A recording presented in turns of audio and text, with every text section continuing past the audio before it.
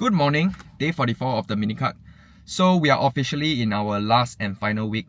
So this morning I woke up at 82.8 kg, right? So I have always preached since the start not to be too attached to the scale, okay? Because it's just a means of collection of data. But I can't deny that my mood does get dictated by the scale, right?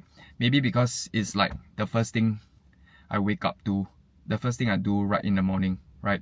So I do coach several people when it comes to fat loss, right? So I also ask them whether do they, the same type of, are they affected the same way that I am, right? But most of them say they are not, right? Because I think maybe because they outsource this stress to me, so I am more or less in whether their progress is in my hands.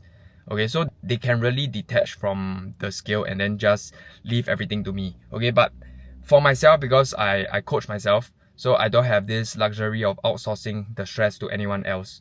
Okay, but let's say if you are in my position, because you cannot afford to hire a coach, right? Today, I want to talk about some of the things that it may be important to understand why this is happening so that at least you have an idea. And I'm not going to say you won't be affected, because as much as I know, I'm still affected by this, because this is just, I don't know whether it's a human or like maybe I'm too obsessed with it, but it doesn't matter. Okay, ultimately the knowledge that I would be sharing today will help you be able to cope with the reason why things on the scale may not be going as planned. So the first thing we need to understand, right, is that the goal for whether is it a mini cut or a normal cut or whatever contest prep, right, we want to aim for fat loss. Okay, weight loss does not mean fat loss. Okay, what this means is when it comes to weight, there is so many factors that can affect your weight, but then fat loss is just fat loss, right? For example, if you are a beginner, there's a chance that your weight does not move at all, but you are losing fat. Okay, so that happens. If that is your situation, it's a good thing even though you are not losing weight on the scale. So I wouldn't be too stressed over it. Okay, but today I just want to talk about some of the factors, right, that affect weight gain.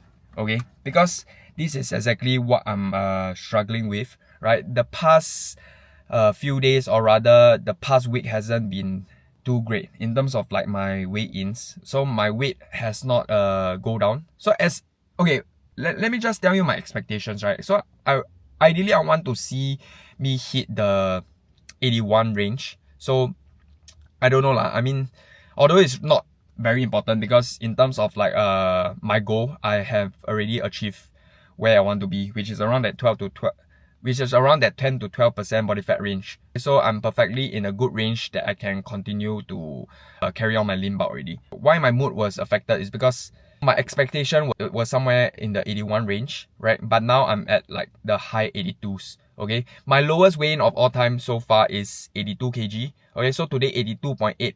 We are sort of trending and going in the opposite direction. Although this is the last week, so technically we are going to reverse and go into a gaining phase. So everything we want to see on the weight will be different already.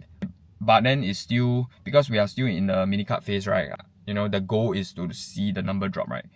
So let's talk about some of the reasons why this is not happening for me. Okay, so I will share with you some of the general reasons so that you can see which is more applicable to your case, and then I'll also share with you some of my assumptions that is causing this weight gain for myself personally. Okay, so let's go through the list. Okay, so ultimately when it comes to weight gain, right, the main culprit is usually water retention. But water retention, under the umbrella of water retention, there is many factors that can affect this. Okay, so the number one, the thing that we discussed at the beginning was glycogen, right? So if you realize, usually when you go low carbs or anything, you will notice weight loss immediately. Okay, so just by eating more carbs, the reverse is will happen lah, which means that you will see a weight gain, because 1 gram of carbohydrates usually store about 3 to 4 grams of water. So just by, even let's say if you eat 2000 calories, but your macros come from majority of it being from carbohydrates, you will see a heavier weigh-in the next day, okay, compared to when you eat low carbs. Okay, so that is the first factor we need to take note of when we see any increase or decrease in weight. Okay, whether are we eating the same amount of carbohydrate consistently? Okay, so for this, I have been doing so. Okay, maybe sometimes it's a bit lower. Okay, because like I said, my rest day I like to be a little bit more flexible, so I will sacrifice some of the carbs to cater for the fats lah. Okay, but then again, when I do this, usually I should be expecting a weight drop also. Okay, but my weight went up, so this is not the reason. Okay, another thing is sodium, right? So for sodium, I don't really track it religiously. I just allow myself to have as much as I need, or as much as I feel is required to make the food taste good lah. Okay, so anyway, sodium is also good because it helps with your hydration level and your pumps in the gym, and also your performance. So the thing about sodium is because it does affect your water retention. So the higher sodium that you consume, okay, your body will retain more water. Okay, so this could be a potential cause, right? Because sometimes I do get quite crazy with my sodium intake when it comes to my flexible days. Okay, so maybe even though I do sacrifice some of the carbs for fats, okay, which means I should lose weight from the glycogen department, right? But then the sodium department goes up. So net is still, my weight still went up. Okay, so this could be a potential cause for like my weight gain, right? Another thing is hydration. Okay, so for hydration, I'm quite religious with it. That means usually how I do it is I will just fill up a gallon jug. So I will aim to drink 1 gallon per day. Okay, so that's just to make sure I am adequately hydrated. So like I said, when you are in a deficit, okay, your glycogen is not as high as compared to when you are on a surplus. So to combat this, to keep your performance high in the gym, okay, hydration is another important or very, very important factor. So for those of you who have been slacking off on your water intake, okay, if you can just try to drink more water and keep it consistent, you will see a immediate benefit, especially when it comes to performance in the gym. Okay, another thing is sleep. Okay, so maybe this could be a potential cause also, because I've noticed that my sleep, I have not been getting as much sleep as I used to during the lean bout. I'm not sure if it's like a side effect of being slightly leaner. Okay, because I do notice that my previous cut, okay, towards the near end, my body just naturally start to wake up earlier and earlier. So usually I wake up around 5 to 6 a.m. Okay, sometimes 7 a.m. So depends on whether I have client or not. But then I realize that now, even when I do not have to train client in the morning, my body just naturally wake up at around 5 a.m. Okay, during the lean bout is around 7 a.m. So slowly it starts to get earlier and earlier. Okay, my previous cut, 4 a.m. I already wake up. Okay, so if I were to guess, okay, why this is so, is because like you are in the deficit, right? So when we talk about like your primal instinct, the body is sending signals to wake up and to go hunt for food already. Okay, so if I were to guess what's happening, that is the reason lah. Okay, so sleep can also affect you to hold more water. Okay, so this could be a cause. Okay, but I don't think it's that. Okay, to be honest, like I wouldn't be sure how much is impacting, right? Because all this is just guesswork. Okay, but yeah.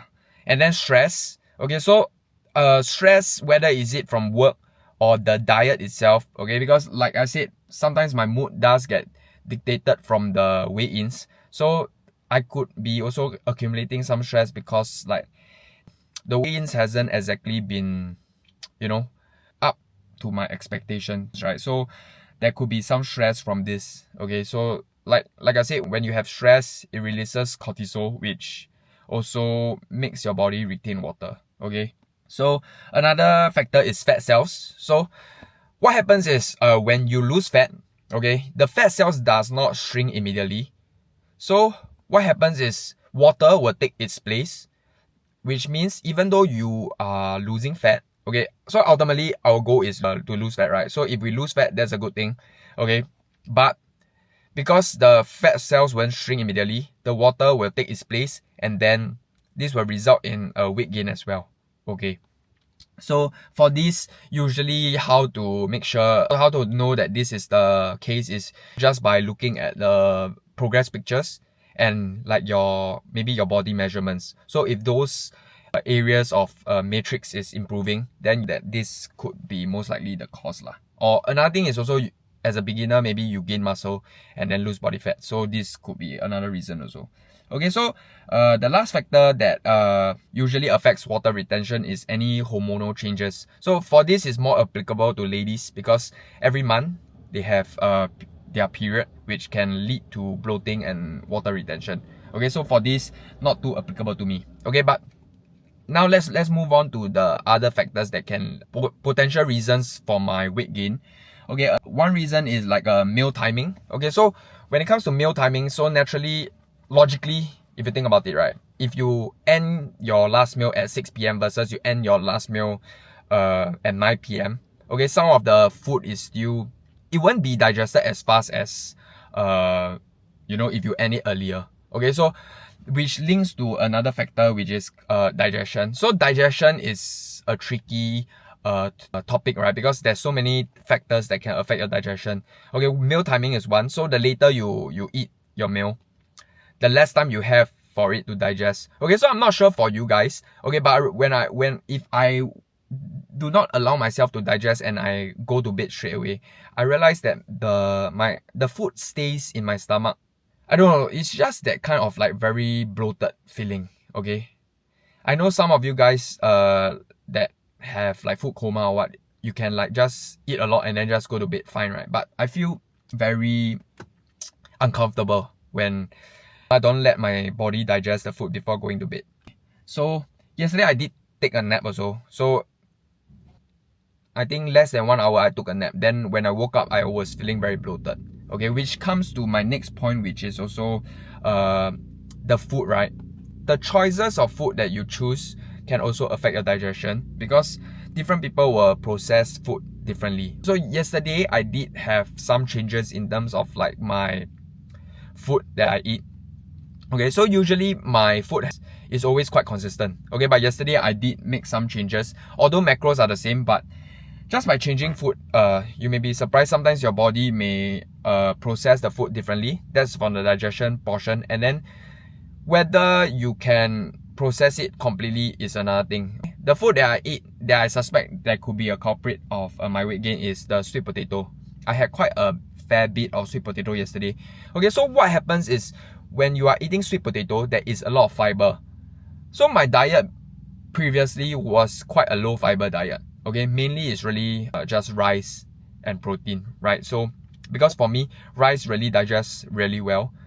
And when I was lean bulking, I had to eat around like 500 grams of carbs. So if I were to eat 500 grams of carbs from high fiber carb source, it will take a toll on my digestion, okay? Because it's just harder to process lah, right? But then for rice, it really digests really well with my body. So you sometimes have to also go and try out different food sources and just take note on what are the food sources that will bloat you, okay? And what are the food sources that can digest really well. The reason why digestion is such an important thing, right? And then why I also feel that some hunger is needed when it comes to like I always say, when you feel hungry, usually is a good sign that you are losing weight. Okay, I feel this is also greatly linked to the digestion component, right? So when it comes to fiber, even though you are, let's say, eating the same amount of carbs, right, the fiber does bloat your stomach. Okay, this will make you feel fuller, which I did felt yesterday. So yesterday was a day that I, sort of struggle a little bit to eat the calories, even though I'm in the deficit. Okay, which compared to the previous few days, my hunger actually was starting to go up lah. Okay, but this is why I strongly believe it could be due to the fiber, right? And then also in terms of like the absolute volume of food. Okay, let's say we have 100 grams carbs from sweet potato versus 100 grams of carbs from rice. The volume of food is totally different. Okay, because rice is much more caloric dense, so it actually weigh less in your stomach compared to sweet potatoes. Okay, that's excluding the fiber thing, but majority of the fact is it due to the fiber lah. Okay, and then also I took a nap that could maybe affect my digestion a bit when it comes to, because when I woke up from my nap, I do feel that discomfort in terms of like, I still feel the food is still unsettled in my stomach. If I think the only way that you understand is if you experience this for yourself before. It's like a indigestion sort of feeling lah. Okay, so I strongly believe that this digestion and then also like the food source, which is the sweet potato and the fiber, is the main culprit of like my weight gain. Okay, so the only way to know is just to monitor the next couple of days. Okay, if I were to resume back my rice and okay, even if I were to resume back the sweet potato, sometimes your body just needs time to adapt to the new food source. Then your weight will regulate back to normal. Okay, today most likely, because I still have another packet of sweet potato, I will be most likely still eating sweet potato. But then, honestly, if tomorrow my weight goes down, then it's a good sign that you know, the main culprit is like the fiber and stuff, because it takes some time lah. I mean, I also took a good shit just now, right? So that, I mean, that's the benefit of fiber. It helps you with the passing of motion, let's just say it. So of course there are definitely still other factors, right? And sometimes there's no you can't really pinpoint to one. Usually it's a mixture of several factors that can affect your weight gain or loss, right? But ultimately, I think in terms of progress, I'm happy with like my conditioning. But then it's just a weight thing lah. But honestly, it's not really important. But somehow I just feel I still feel quite affected by it, and I know I'm not the only one. This is why I'm doing this video, so that at least if you are someone out there who is experiencing the same thing, okay, don't worry. Okay, so you know, sometimes some of these factors, once you resolve them, then you should be able to see your weight go back to normal. Okay, because ultimately, unless there's no way we can be perfect all the time, right? Okay, so the only way we have to do is just to try to remain as consistent as possible despite how we feel. Okay, the reason why I'm sharing this knowledge also is just to let you guys understand a little bit more, so that you, at least with the understanding, you are able to cope with the emotions better, right? So even though I'm quite affected by like my weigh-ins, okay, I don't really let it affect my actions. Okay, so I don't go and like drastically drop calories or like do more cardio and stuff, right? Just because my weight is not going in the right direction. Okay, everything else remains the same, like my cardio, my calories, my training. Okay, but I just, you know, want to understand a little bit more what's happening, so that at least if I can find out what is the culprit, that I can, you know, observe and monitor. Okay, this also will help you gain more experience, more knowledge, and better understanding of your own personal body. Okay, and the longer you do it, the easier it becomes. Okay, so this is really yeah, I think that's all I have for you guys today, right? So the next few days will be quite interesting to know, like whether my weight. So honestly, as much as I say you shouldn't have any expectation, right? I will just share with you guys my expectation. So I want to be hitting the 81 range for this last week. That is my that's what I want lah. Okay, is it necessary? No, because like I said, I'm already in a very healthy prime position. Even if I were to transit back to a lean bulk now, that is really no problem. Okay, but we already established to this mini cut at 50 days, so I just want to complete it. Okay, so like I said, like we as much as you are, it's okay to feel emotions and have your wants, right? We don't let it affect our actions. So as much as I want my body weight to hit 81s, that range, okay, to break the 82 kg plateau, right, I will not be changing anything in terms of like my nutrition and diet or training. Okay, so everything will be the same. Okay, I'll just let the diet do its job. Okay, so if I break the 82 kg plateau, good.